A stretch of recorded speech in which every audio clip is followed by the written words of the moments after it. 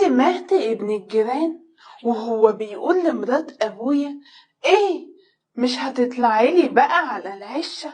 ده انا خلاص مش قادر.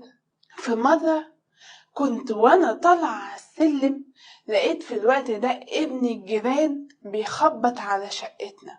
في الوقت ده استغربت وقربت منه وقلت له: هو في حاجة؟ انت بتخبط على البيت عندنا ليه؟ خير، لو في اي حاجة قولي يمكن اساعدك.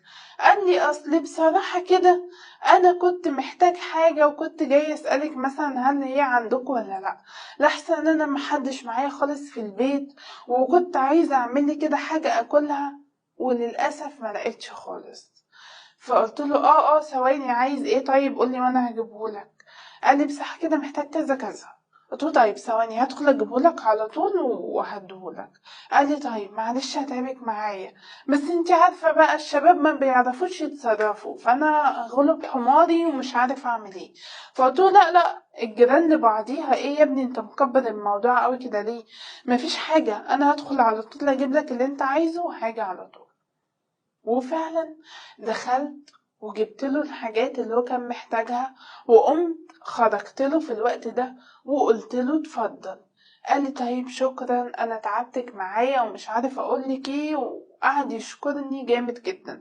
قلت له: انا ما فيش اي حاجه للكلام ده كله، مش مستاهله شكري ومش مستاهله كل الكلام ده.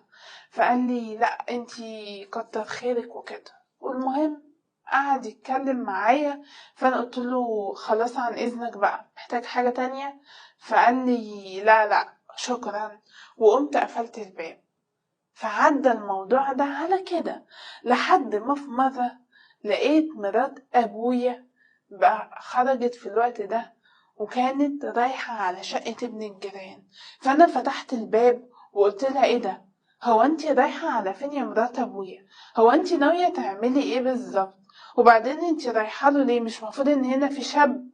قالت لي: هو انتي مش عارفة يعني ان هو عايش مع امه وابوه؟ وبعدين انا اساسا مامته تبقى صاحبتي؟ يا بنتي في ايه؟ هو انتي مالك اساسا؟ هو حد قالك ان انا عيلة صغيرة هتسأليني اعمل ايه وما اعملش ايه؟